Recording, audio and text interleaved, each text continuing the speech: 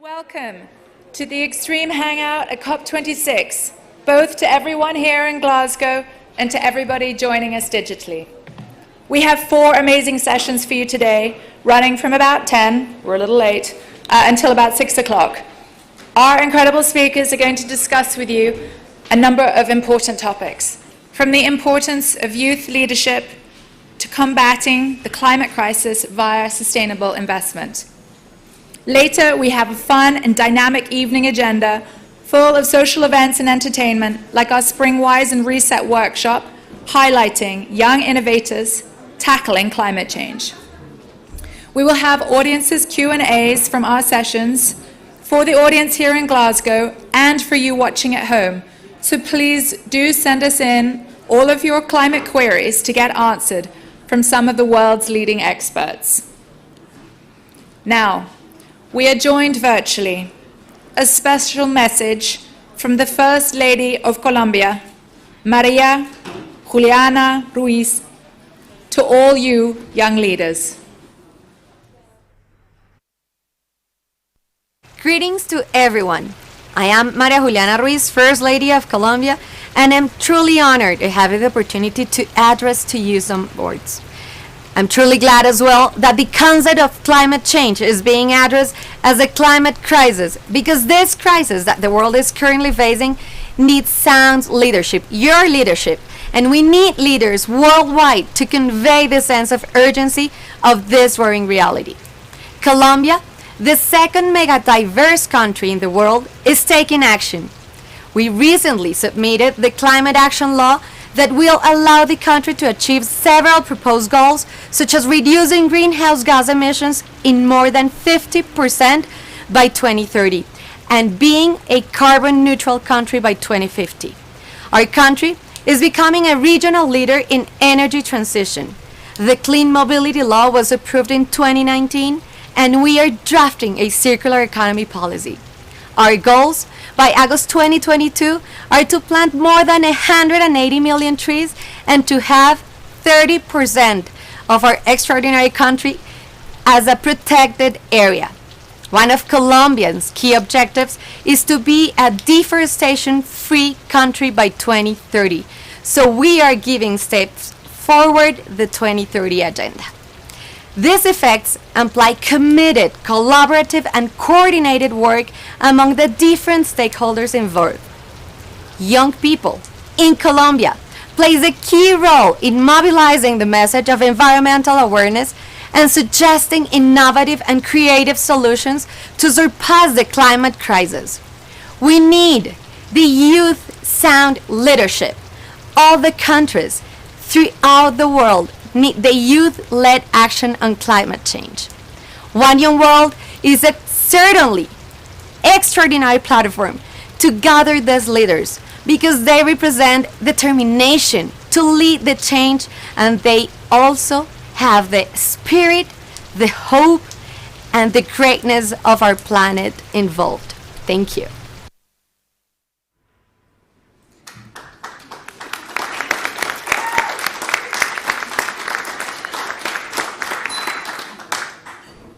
Without further ado, it is my honor to introduce our first session, titled For Young People, by Young People, Fostering Effective Leadership for Global Challenges. And we welcome our lovely panelists to the stage.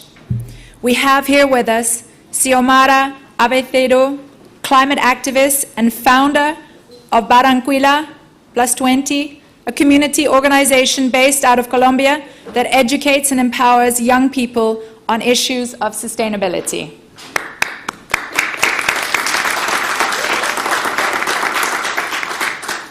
We also have Jennifer Colpas, co-founder of Tierra Grata, which focuses on providing access to water, sanitation, and energy supplies to rural communities.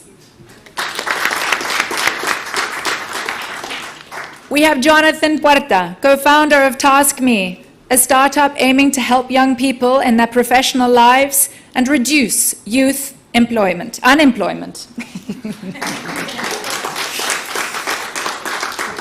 And please welcome Maria Aguilar, environmental and human rights lawyer, for ambiente y sociedad, as well as one of Global Choice's Arctic Angels.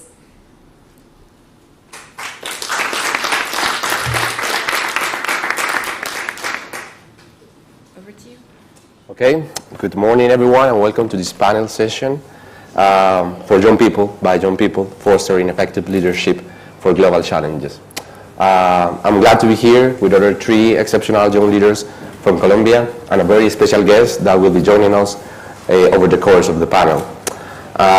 So what is this panel about? It's not a secret that we as young leaders are inheriting a global landscape fraught with crises, from climate change and political instability to gender-based discrimination and the rising number of refugees and displaced people. Where past generations have failed, the next must innovate to prevail. So in this panel session, we'll be talking about how young leadership is being fostered and the role that intergenerational dialogue can play in facilitating the path forward. So yeah, without any more preambles, I would like to start this session by asking you, what do you believe needs to be achieved over the next 11 days here at COP26? And what are you most looking forward in this event that has been touted as one of the most important moments in the climate change crisis? And maybe I can start with you, Maria. Okay, great. So recently we heard the IPCC, the Intergovernmental Panel of Climate Change, deliver its last report. We know that the window of opportunity to limit global rising temperatures of 1.5 degrees is passing. So we need urgent action now.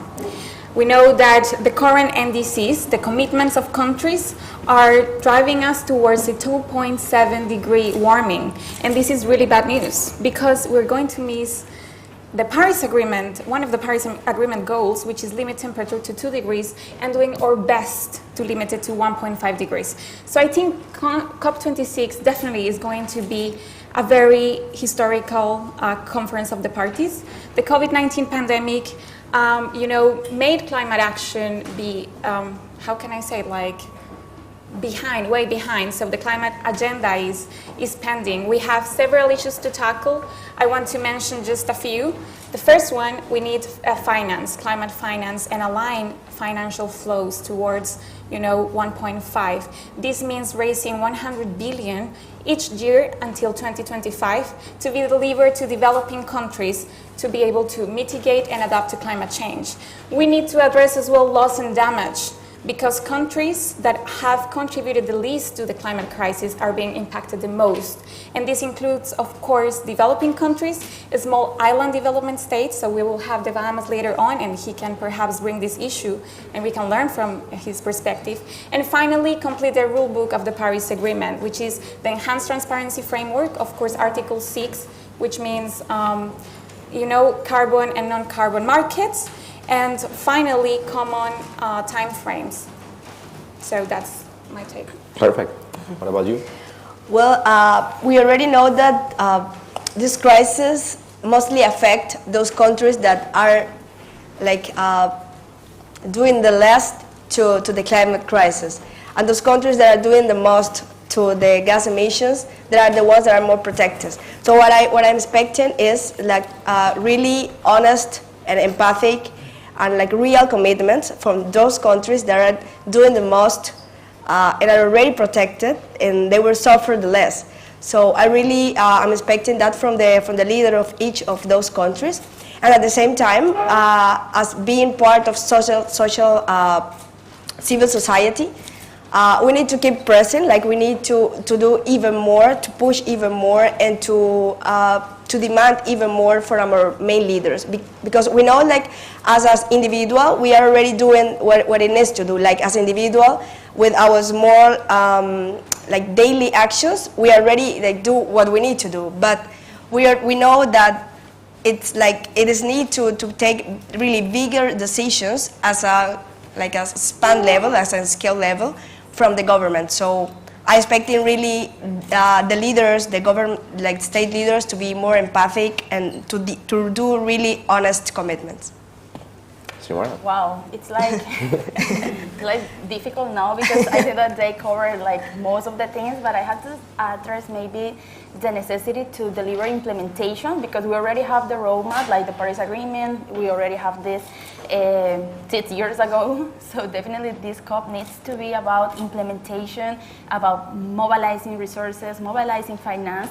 But also, like, I think that there is a clear need to bridge the loss and damage issue because in the convention so far, the definition of loss and damage is just stating that this is related to the climate impacts, but not about real, like, the losses and damages related. So this is not covering and in this origin because the countries, as my, like this woman leader said, they're already facing the damages, we're already facing the problems, people are already migrating, people are already like being displaced from the territories.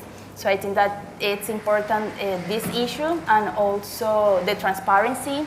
We don't want more false solutions. I think that maybe that the solutions that are being promoted in this COP or in all previous COPs are not like covering the real issue that is not only about reducing emissions, but also helping to gain more capacities to reduce vulnerability, to cope with the climate impacts in the present and in the future, and all these market-based solutions like indeed like the carbon market stuff, for example. In the implementation, they are not like guaranteeing the human rights of many communities. We have several examples in Colombia that these projects are not like guaranteeing the rights of entire indigenous communities. So I think that if we are going to promote climate action, this can be like in backwards of the rights that we have already achieved at the global level. And I think that this is an important issue that we also, as young leaders or people, citizens committed to drive change, we need to also have an eye on, because in the name of climate action, we cannot allow displacements or violations of rights. Cool. You have bring a very interesting points, to the table beyond what is expected to the COP. Talking about climate change action specifically, I don't know, like more than 98% of the world's politicians and parliamentarians are over 30 years old. And we all know that young people are engaged in resisting climate change. But how can those excluded from this political power can make a difference? And maybe we can start backwards. Oh, that's like the boat, Yeah, okay, Jonathan. No, I think that we need to go to these political spheres, but in general, I think that every one of us need to identify what kind of leadership is having. Mm-hmm. Like, you can run for something, or you just can act in your community at your local level. I think it depends on how you feel like you are going to contribute and how you're using your talent, your time in order to do something. But what I think is that we don't accept excuses because the climate crisis, as it involves everything, the economy, the policy, the culture, the social, everything. I think that everyone can contribute to do their part. And yeah, of course, there are a lot of constraints for political spheres. We are missing these leadership voices. We are missing a lot of the women voices too. Indeed, even in this complex situation that you described, for women is worse, even worse, to get elected. So yeah, those barriers are still being present, but if they are not met, we are not going to have climate justice in an effective way, because climate justice is also gender justice. We know that gender inequality is one of the structural causes of climate change too. And if we are not securing that girls, women are being taken into account, recognized, and also help them to go through all the spheres they want to achieve, climate action is not going to be that much effective or that much, the things that we all dream of. Okay. Yeah. What do you think? Yeah, well, I just want to point it out, the role that the community leaders, the community-based leaders are having, because they have been doing a lot, like they are protecting their own resources, like their own environment, and many times like it's like an invisible work, because we don't know where it is happening, but it's already happening. And also, like as for example in Latin American countries and in the Caribbean, it's dangerous even to be an environmental leader. So I guess we need to do like two things. The first one is to protect our leaders that are already doing. Maybe they are not part of the parliaments or like really, I mean, not part of the government, but they are doing actions that somebody needs to do, and they're already doing it. Maybe they don't want to be as great leaders on the public sectors, but they are doing actions that are also important. So we need to protect them, because sometimes it's really dangerous what they are doing. And second, we can build this bridge from the small actions that they are doing to make it broader and to expand it like in national level, for example. Because like we are kind of ants, like little ants around, like over the place, doing really good things, but we maybe like these leaders are not finding the bridge to go to like a bigger actions, for example. So yeah, in Colombia, for example, we have a lot of really good environmental activists that are doing a lot to take care of their environment, but let's find this way to protect them and to bridge them to another stage too. Yes, totally. I agree with both previous positions, and just to build up on that, I think the first step is to recognize that youth have been like revitalizing the climate movement, and many, you know, the raising of ambition is thanks to youth movements across the world, and that's very important. We have to keep supporting them, and us supporting us, because I'm young still, and amplifying the voices of those at the front lines, as my colleague mentioned. And one thing that is crucial, I think, is to know our rights and then demand our rights. And access rights play a crucial role here. We have access to information, participation, and environmental justice. In Latin America and the Caribbean, we have a very relevant instrument that is very unique and pioneer regarding environmental democracy, and is the Escazú Agreement, which also has a specific disposition on the protection of environmental defenders.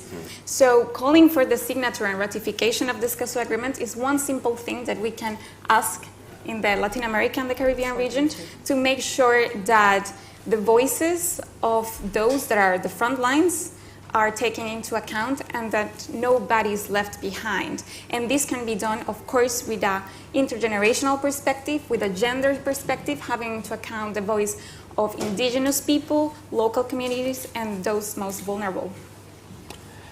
Specifically in this context of, like intergenerational dialogue and intergenerational action, what do you guys think is important of this? What do you think is important of the young people and climate activists participating in those spaces, talking with politicians, and what do you think both parties can gain from this, young people and older generations?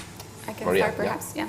So I think we most think about the role of a dialogue, an intergenerational dialogue, because it's a matter of responsibility.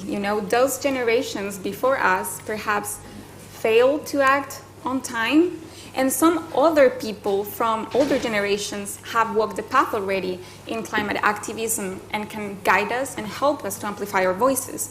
And then we must think as well of the responsibility of us today to protect, the future of the generations yet to come. So we must have in mind this, and there are several, tools that we can use to like a dialogue, like participate in intergenerational organizations. The NGO I work for was founded by a woman that was one of the first environmental lawyers in Colombia, and then she passed the voice to us. I'm as well part of Arctic Angels. So we have women from across ages, from different backgrounds, trying to raise awareness about the ice crisis. And so it's very important to mind that, and to recognize that the climate crisis is a child rights crisis that involves as well the generations to come. So what we do today is not only cutting emissions, but as well, having a livable planet for the years to come. Yep. Well, I think that like the dialogue that it needs to be, it's again like very honest and empathic, because as you said, like they already have been doing a lot of things, but now like okay, it's our turn to do something. But then most of the decisions have to be taken for them, maybe. So well, first, for example, as in my NGO, what we do is like we are establishing a co-creation spaces where we like hear the voice of everyone in the community, from the child to the oldest one, and like the knowledge of all of them drive the way that we are like implementing environmental solutions in the community. So this is like a small way of doing things to co-creation spaces, for example, also can be like expanded to a state level, for example. And other thing is like they already are like carrying a lot of their own spaces, and they are kind of sometimes like, okay, now it's your turn to do something. So like I gave you the lead to start and to have this, to continue with this like inner fire that we as a young leader have, like this eager to take actions, because sometimes for them, for the older generations, they are like more used to not taking actions, but more from the policy side. But we are more like, we need to do something like really now, like it is urgent to do something. So this like 2 point of view we need to balance, but in like a co-creation spaces too. Okay, that's very interesting. I have to say also that these climate decisions cannot be taken in a different way, that we really need to ensure intergenerational equity, because this exchange between generation is what is going to ensure a sustainability. And we also have a lot of things to learn, but also other generations need to learn from the youth work. I think that we need also a common or a generational agreement, that is that we didn't come to this earth like to destroy or only think that this is active, like, you know, active incomes. Like this market-based approach is something that I think that we need to leave behind, because we need to understand that nature, ecosystems, and everything that is surrounding us is a heritage. Like, we have to commit to leave this heritage for other generations. And if we start incorporating this intergenerational equity principle, we need to start like thinking about these future generations. You know, like we cannot constrain their decisions with the decisions that we are making today. And I think that that's what also all these leaders and everyone, like each of us, need to also take into account, take it, embrace it, and defend the earth, because this is like our only planet. And also we don't have to be that selfish and to let all problems to other generations. We are the first generation indeed that the young people that were born between the 90s, because in the 90s the climate change became a problem, a real issue. So I think that we are maybe in those born in those years. So we are like part of this first generation that is the climate generation. We inherited this problem. Now we're fixing or contributing to do something. And I think that we have the responsibility to not pass this problem to other generations. So we need to do it differently. Amazing insights. And Jennifer, you talk about like the work with the communities, and because leadership is not just found at this international level or even national level. Leadership can be found at the very community-based level. And maybe I can start with you, like this question, and is how can young people, normal young people back in their countries, can engage with the community around them and achieve real change? Well, like first is that in many of the like communities, they have a lot of problems. So they can take one, like really like embrace this one problem that they really want to overcome. The second is like to try to team, like to maybe with their friends, with the same young people in their community, and to start doing something. When you are part of the community, it's easier to understand what is happening. Like then the solutions will come from the bottom to the top. It will be like a totally different approach that comes from the community to a really like a bigger level. So first, like they need to take actions because the problems are affecting them like already. And yeah, and start doing. For example, as I was saying, we in our social intervention process, we established something that we call the water guardians. For example, when we start eco toilets, so it is mainly included, mainly integrated, but women, like rural women, young rural women, that take care of the resources, mainly of the water. We train them on how to use it, but we are not empowering them. Like they are already empowered. Like you don't need to come from the top and say, okay, like now this is the way that you need to do. They already know. We just understand better their dynamics and then start like with the way that we know how to do it and their leadership. Then we start like taking actions. But from that actions that we lead them to do, they are already doing a lot of things. Like they already understand that they need to take care of their environment, their water resources, because they are facing already water crisis in those communities. So for those young leaders, yeah, like team up and take action, I guess. Xiomara, what do you think?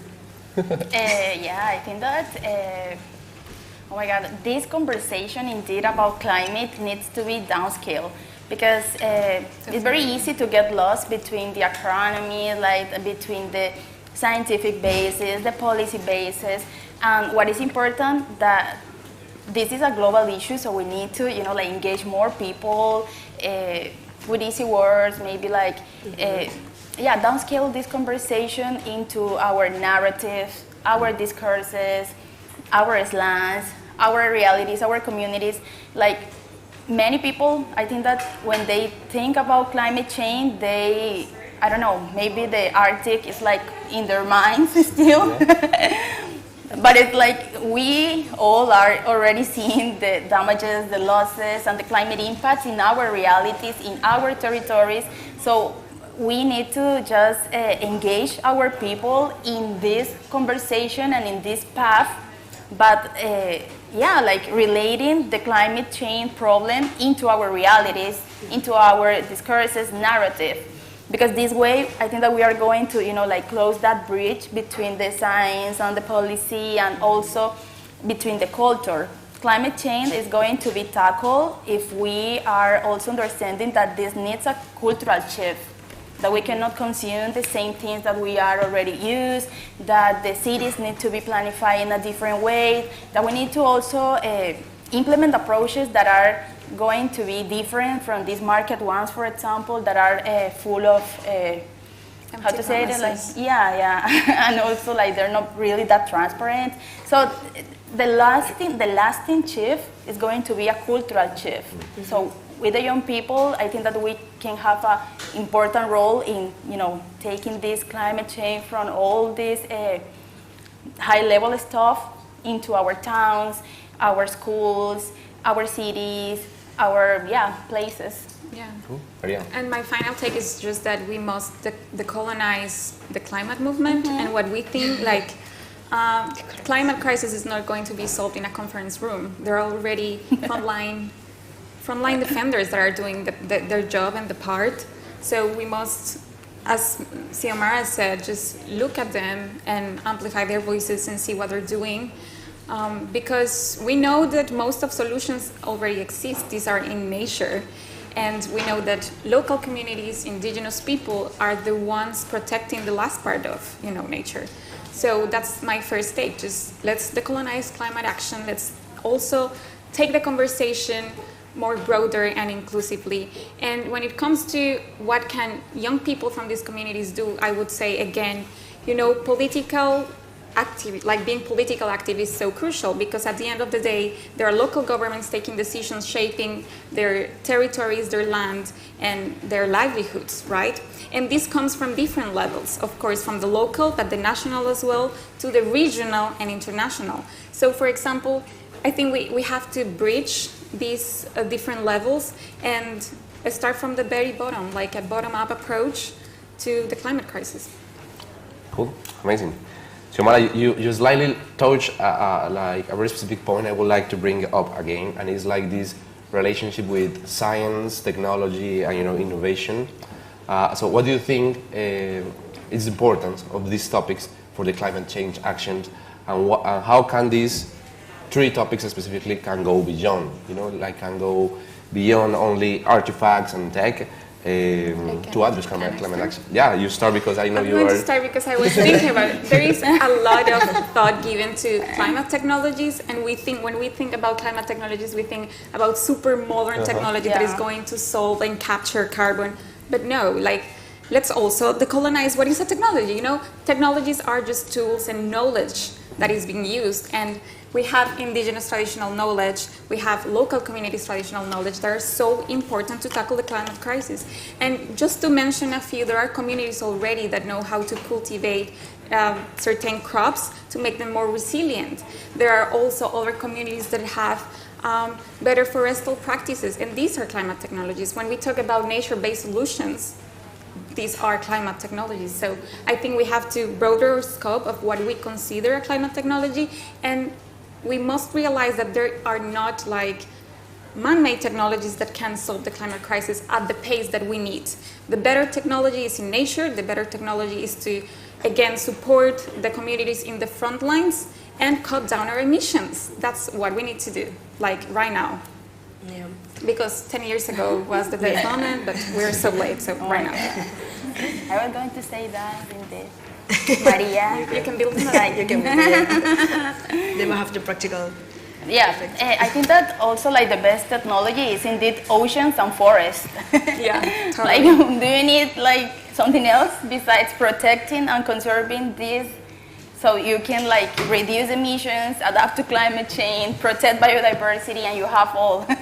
So this is people relate technology with very expensive stuff, a lot of economy, sophisticated, blah blah blah. But forests and oceans are the best technologies to do mitigation and adaptation to climate change. And you can add as well the Arctic and Antarctic, the albedo effect, and the Arctic, and I want to drop this very interesting data. The Arctic is warming up 3 times faster than the rest of the world, and this is cataclysmic. I don't know if that's a word, but yeah, it's terrible, because if the Arctic melts, then we have sea level rise, and then the albedo effect is lost, and then tipping point, and then the climate crisis just accelerates. So what we need to do right now is literally protect what is left of nature.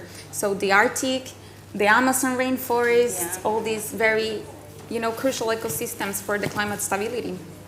Yeah, and I would like to just take the conversation from ground basis, as you said. So as I'm working in these front lines in rural, really remote communities in Colombia, so while the states are talking about how to reduce, let's say how to do transition energy, rural communities doesn't have access to energy.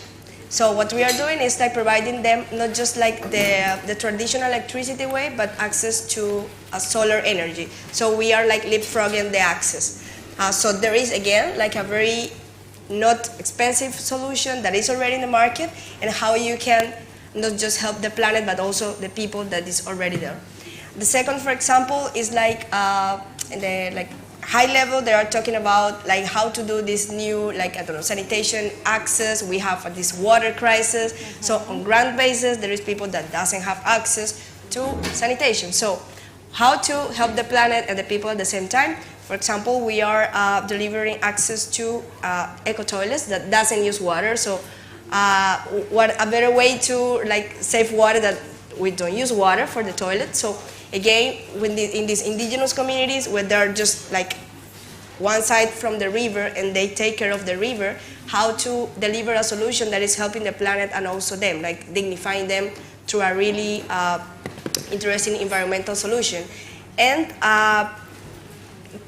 also together with these water guardians that we implement. So it's not the solution itself, it's a solution that we co-create with them, again, people that is already facing the crisis. Because for example, a really practical example, indigenous communities in the north of Colombia that are just next to the river, we can think maybe that of course they have pure water, but this river is already being contaminated. So how to they have been a lot of years taking polluting water from that river. So how to clean the river, but at the same time take care of the people that is already being sick because of the river. So we have to deliver solutions more on the ground basis that need to help the people, like the most vulnerable one, that we, of course, like we will have, I don't know how many millions, maybe you know, like how many millions of displaced people again from the climate crisis. But this is already happening. A really like small displacement is happening in one community that when it's like when it's not the rain season, they have to move, like they have to walk more to take water. So like this is like on practical day basis for us, like not having water is what maybe we can buy like a water bottle. But for them, it's like I need to walk more, or I need to maybe wait, I don't know how many days to take water. Or like I don't have access to electricity, while others are thinking about like transition. How can I say that for somebody that doesn't have like access to electricity? So as you said, like we need to connect like this conversation with what is happening on this community that have been really left behind. So all this science and the innovation have to be like for them. Like we have this bigger responsibility to like stop lefting behind, because they have been like years in Colombia, at least 15 years of war and now climate change. So they are like, okay, stop. We need to help them. We need to support them. Yeah. These consequences of climate change that you talk about, displaced people, these interesting facts about the Arctic, in this context, like developing countries like Colombia and small developing islands like the Bahamas are like the most affected to this, even though they are responsible for a small part of the global emissions. In that sense, do you think like the responsibility of the climate change action should be of those of the greater polluters, or it is a universal approach?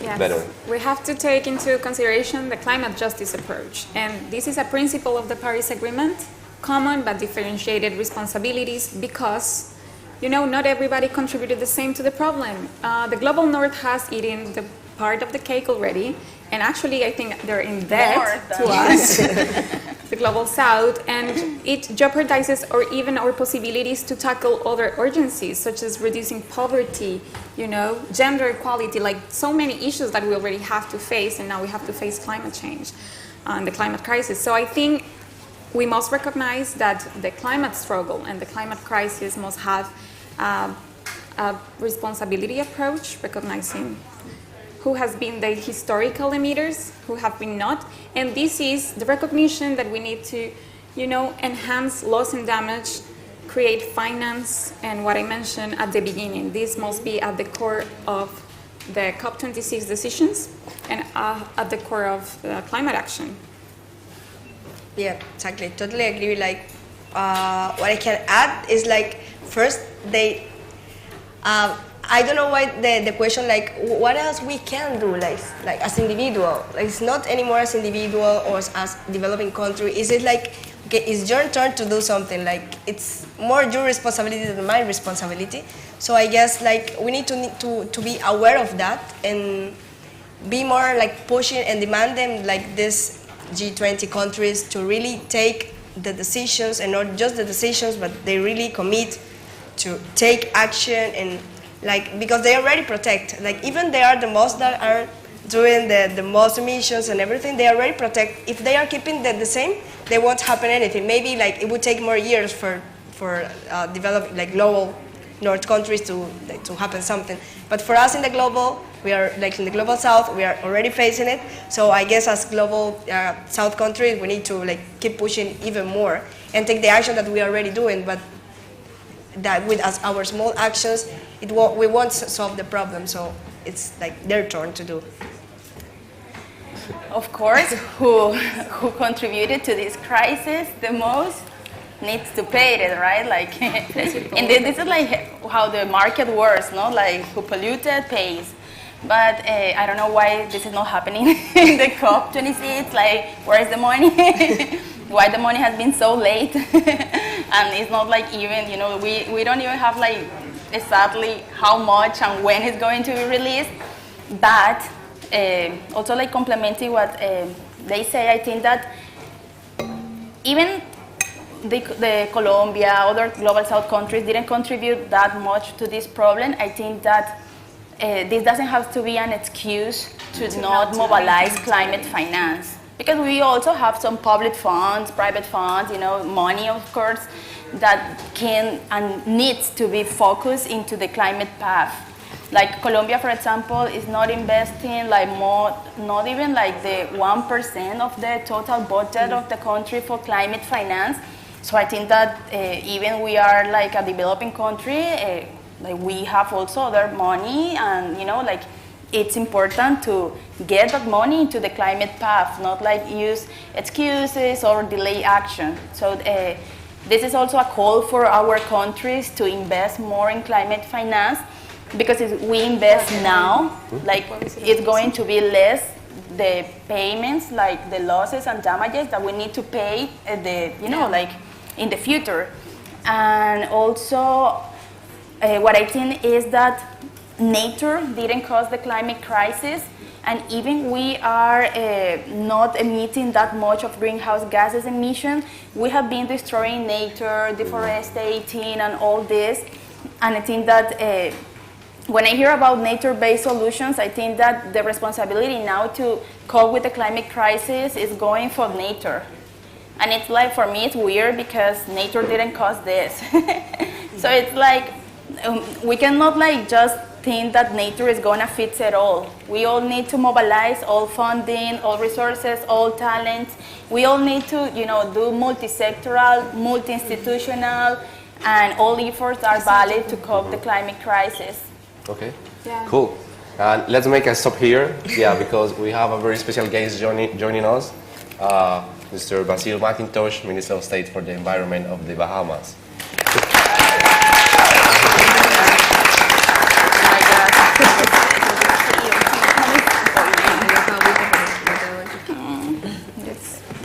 Welcome. Again the question. Yeah, it's such an honor to have you here.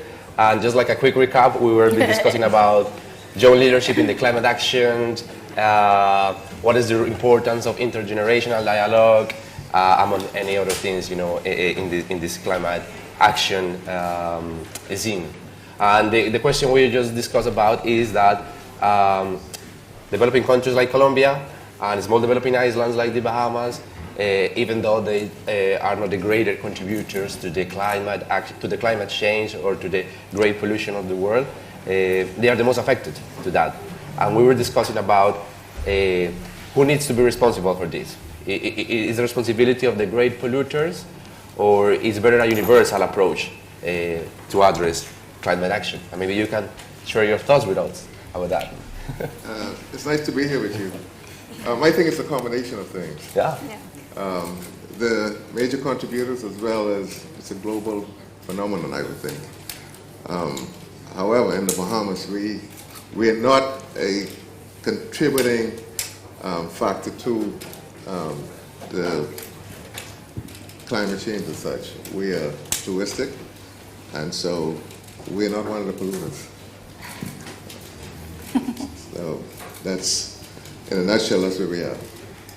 We are on the receiving end of pollution, but not a contributing factor to it. Okay. Can I mention something? Yeah, please. So I think it's important to recall the All Fight for 1.5 that happened a few years ago. It was a movement by the small developing countries and small island states. So that's why we have 1.5 in the Paris Agreement, because it was a whole lobby and fight of nations and islands like in the Caribbean or in the Pacific as well. So I think that must be highlighted. We have the 1.5 thanks to strong leadership by these nations.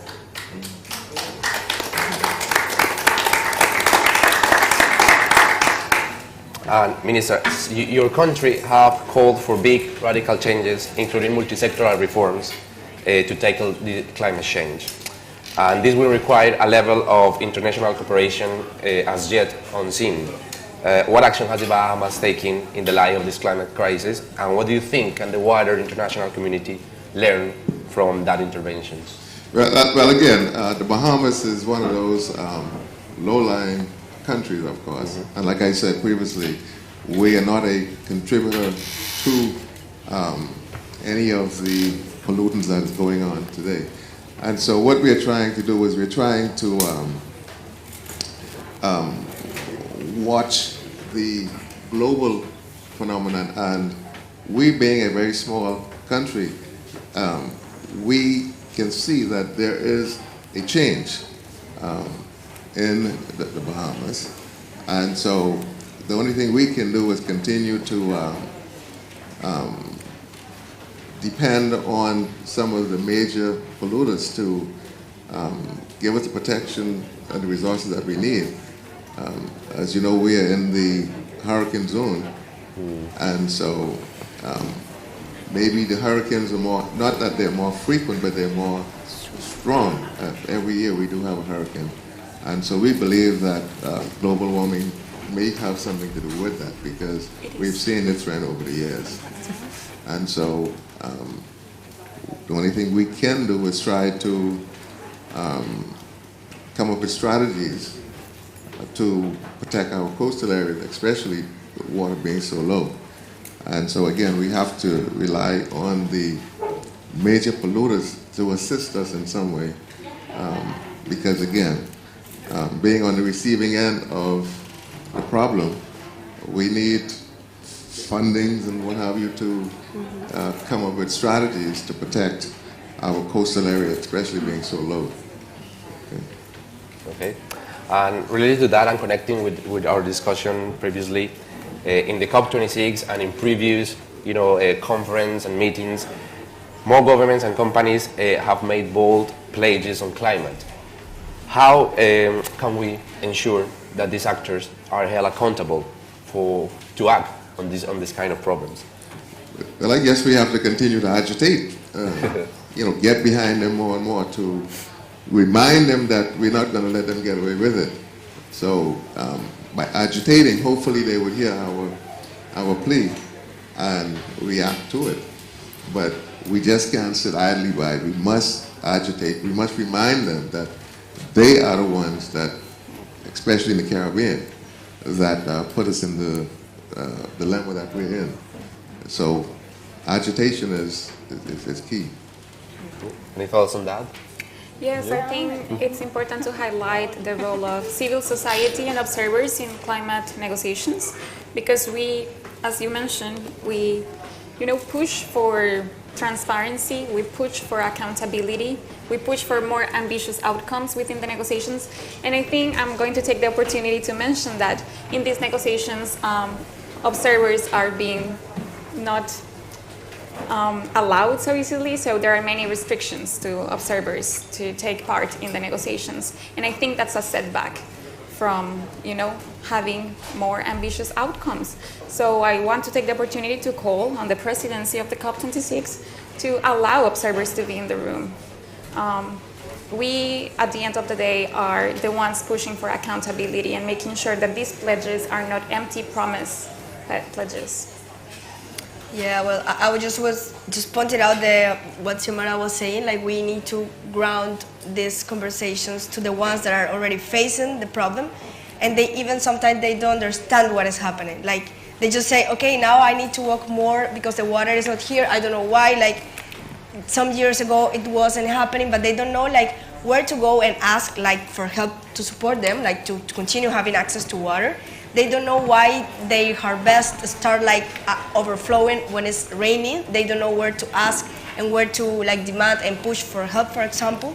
So we need to like for them to aware them more about what is happening, what is really happening, where can they like push and demand for solutions, for really urgent solutions, because they are being even more vulnerable than they already have been for this climate crisis.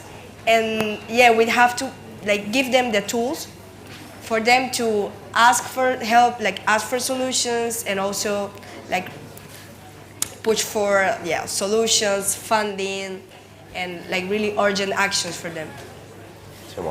Yeah, I think that transparency is key. Like we need to have it clear, like money invested and also how many emissions have been reduced for that money or vulnerability reduced. Like this needs to be like stay very clear, and you know, like this is important. Transparency is important. Transparency is of course the climate Paris Agreement, but it's like, you know, this kind of discussion that hasn't been like going that fast.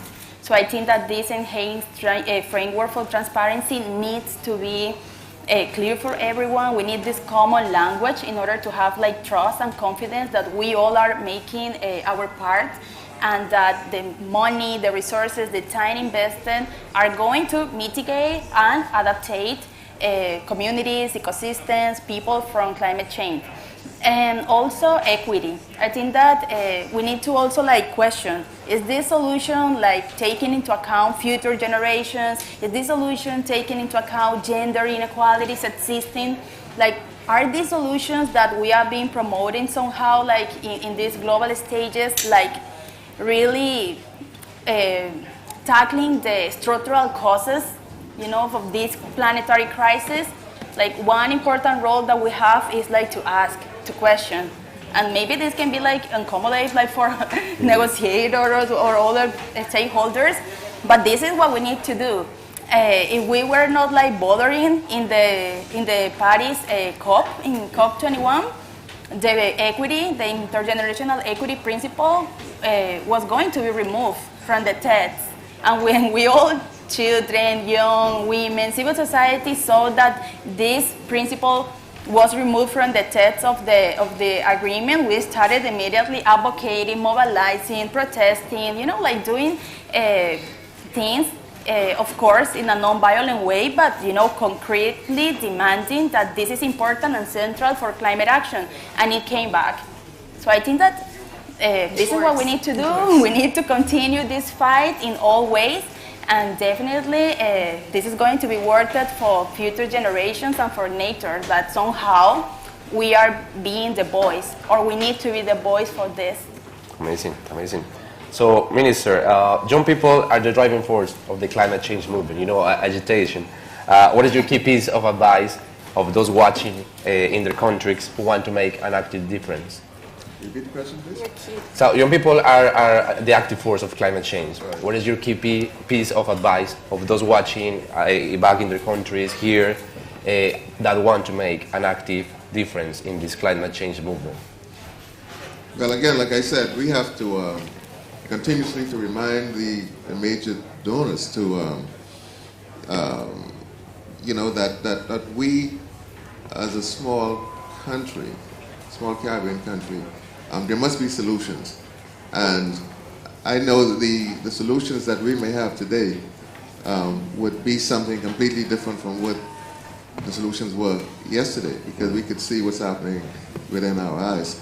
So again, we need to look around, see what's happening around us, and give some thoughts and solutions. But again, we have to agitate to the major donors and make them to realize that we are not going to allow them to pollute our countries and our universe without paying daily for it. Because again, there are some countries that are on the receiving end of this, and we cannot continue to do that. We just don't have the resources to come up with solutions or even to fix the problem, because, you know, we had nothing to do with it. We on the receiving end of it, and so those who are responsible should really pay. And so as younger folks, we have to start thinking out the box and come up with solutions that that may help resolve a problem. And again, those problems can be anywhere from coastal to preserving the forest and what have you. And so they are the things we have to start thinking about, especially the coastal areas, because it is definitely, there is a global phenomenon that is causing most of the, again, the islands in the Caribbean and also the Bahamas, which is a very low-lying area. And we can see the difference in tidal reactions and so forth based on previous years. And so it's just a matter of strategizing, thinking, how can we resolve it? But I'm going to go back again to the major donors. They have to come up with the funding so we can do research and resolve the problem one way or the other. But they must pay for it. Okay, and same question for you guys, like the last key piece of advice for those who want to make a difference on climate change action. So we know that we already warm up 1.1 degrees. 2.7 will be fatal for island developing states and developing nations. So my piece of advice is just being vocal. You know, say it louder for the people in the back. We need to stay into 1.5 and fight for 1.5. So, you know, make your governments accountable. Hold your governments accountable. I think that's what you say in English. Sorry.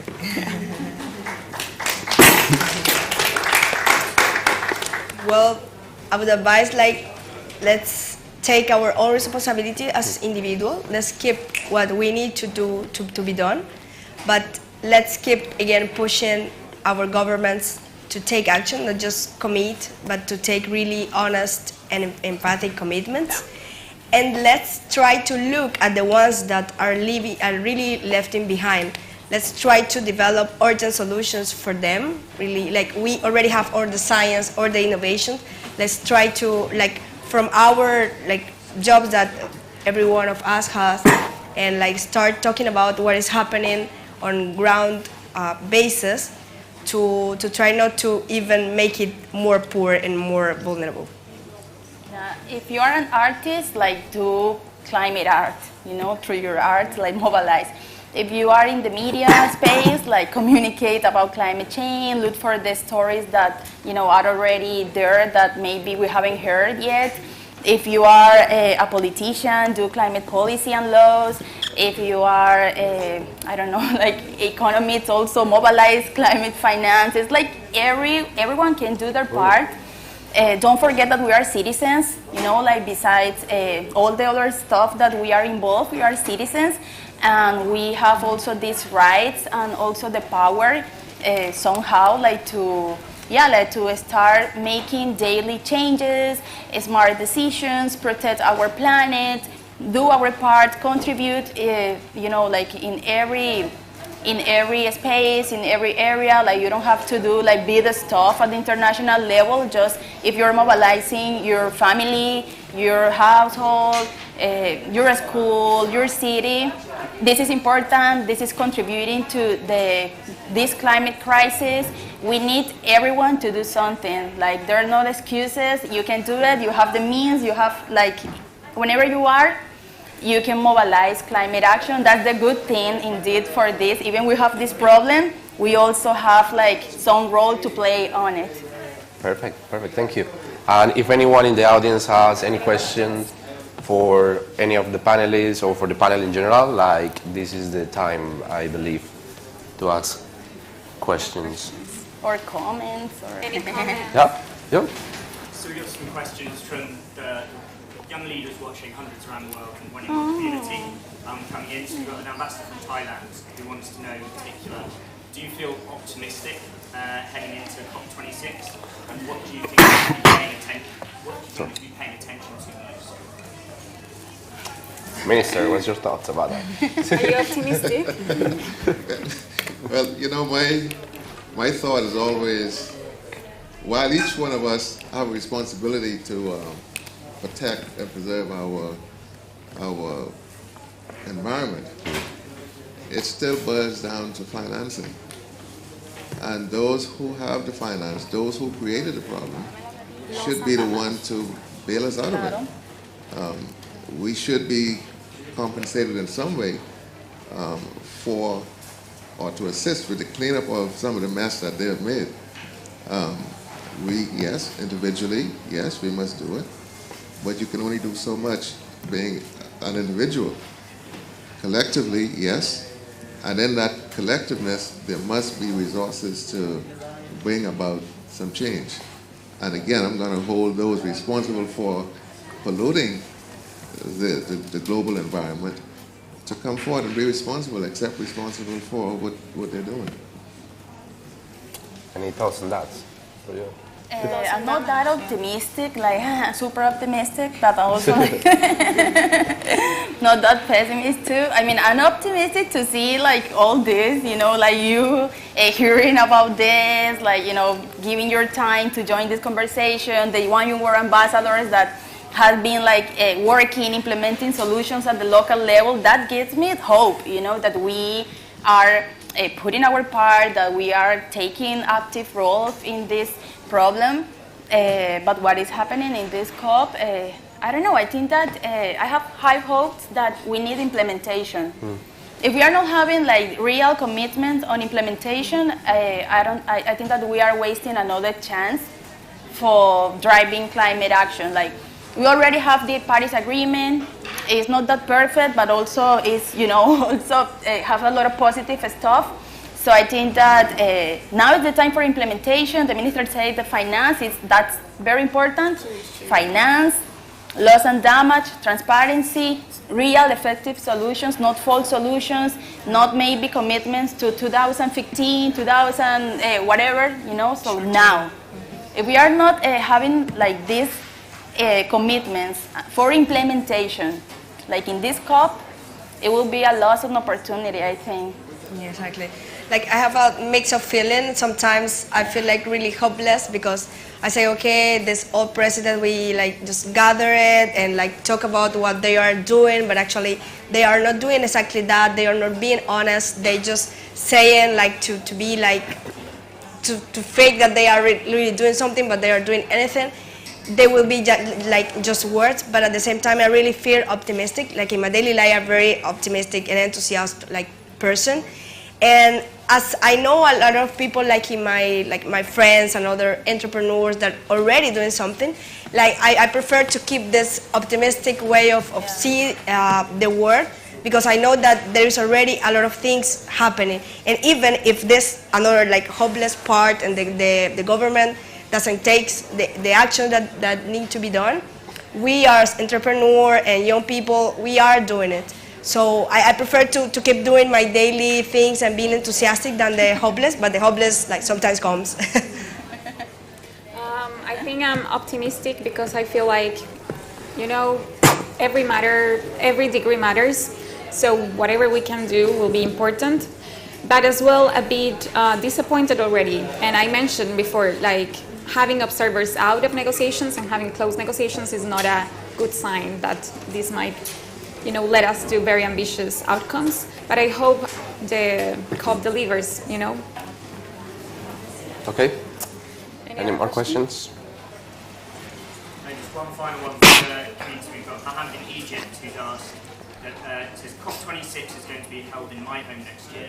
And what goals do you hope the global governments, your own government, the Baham government will have achieved by then? By next year? Can you repeat? Yes, I can. So with COP26 being held in my country, in my home next year, what goals do you hope the Bahamas and other governments, your own governments, will have achieved by then? COP27 next year, yeah. 27. Yeah. Egypt. Yeah. Egypt. I hope that, like COP27, we have a solution to some of the problems that we're now facing in the Bahamas. Again, being a low-lying country, I would hope and I would think that some of the areas, that, like I said, mostly the coastal areas, is something that we would have to confront with, and actually now. And I hope by the next meeting we will have some strong solution for that, for the Bahamas. I hope that we, at that time, are already like monitoring what is already being taken in place too. That's my real hope for this, that Colombia also can have a clear route for this NDC. Our national determined contribution is like somehow like a good number, but we don't have like clear roadmap to implement it. So I also hope that for this time we are already monitoring and seeing if this is already effective, if we are okay with this, if this is already like being equitative and transparent, and also gender like gender just. Great. Yeah, well, my hope is also like building on that to see like a clear plan for the Caribbean region. Colombia, for example, that's Bahamas will be one of the most affected one. And also I will really want to see more community-based leaders raising more their voice and showing what they are doing and try to connect that with the solutions and the decisions that the government will take. Like we need to connect those points. Because sometimes the decision of the government goes in one way and could happen with the climate one, but we cannot let this to happen. And then like we need to take more these community-based leaders to raise their voice and to share more what they are doing, because they are doing really good and we need to learn a lot from them. Yeah, I hope that finance is delivered. I hope that there is a mechanism on loss and damage that is fully operational. And I think as well, I don't know, that the common frames are determined to be 5 years and not 10 years, as some people mentioned. And I think, yeah, pretty much that's it. Cool. And I hope to have another exciting conversation like this next year. Yeah, maybe with other thoughts and other facts about that. And thank you very much for joining and for listening to us. It's such an honor to have you here, Minister. And yeah, that's it. Thank you. Well, thank you very, very much, everybody.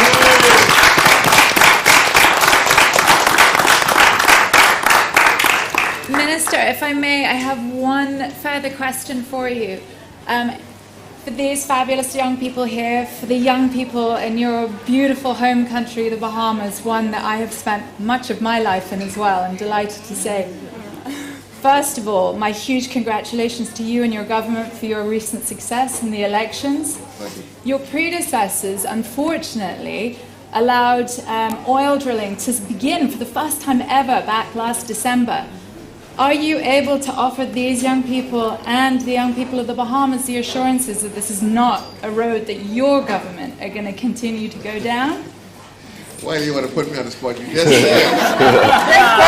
Forgive me, Minister. For the young people, I had to ask you. Yes, you just said we are a new government. You are.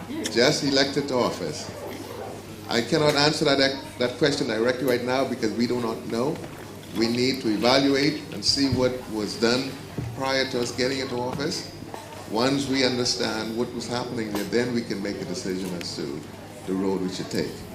Well, we will keep our fingers crossed for you, Minister. And thank you so much. I have also a question. Do you think that Bahamas is going to sign and ratify the Escazú Agreement anytime soon? It's going to Sign and ratify the Escazú Agreement anytime soon. Wow. You know, environmental democracy is very important for climate action, so I hope you do. Well, I think that's a question the Prime Minister will have to answer direct. Fingers crossed. Yeah. And eyes as well. Yeah. And Minister, I'm delighted to say we have actually a young member of the audience here from the Bahamas as well who has a question for you. Hello, Mr. Minister. How are you today? Okay, how are you? I'm wonderful, thank you. I'm very pleased to hear that you mentioned some collective action, especially in terms of mobilizing the Bahamian youth. Yes. For those who don't know, the highest point in the Bahamas is about 206 feet, just over 62 meters above sea level. Yeah. So that puts us in a very precarious position when it comes to climate change. Yes. So my question is a very simple one. How does this government plan to engage and mobilize with young Bahamians who are on the front lines of this climate emergency at this present time? Well, again, there are a lot of work that we have to do, again, coming into office, okay? I wouldn't be too bold to give you a direct answer right now as we speak. But I'll tell you one thing, I'm a civil engineer, okay? And so when it comes to coastal development and what have you, that is my forte along with structure.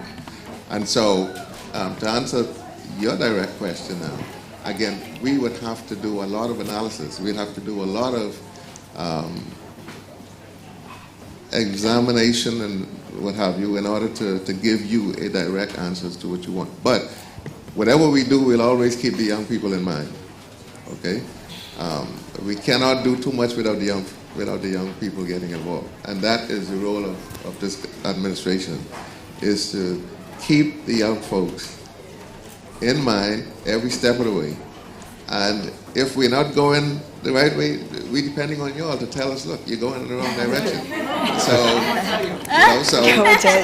keep that in mind, okay?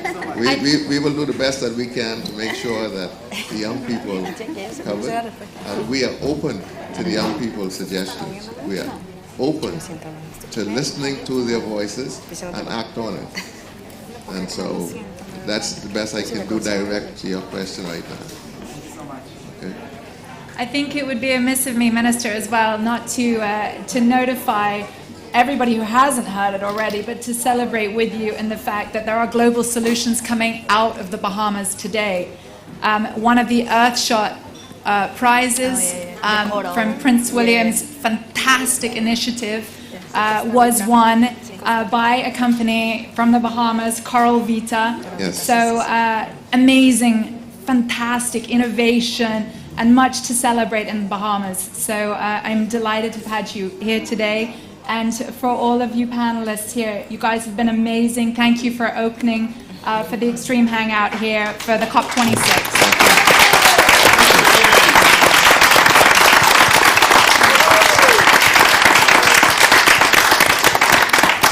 Thank you. Free. Thank you. Thank you for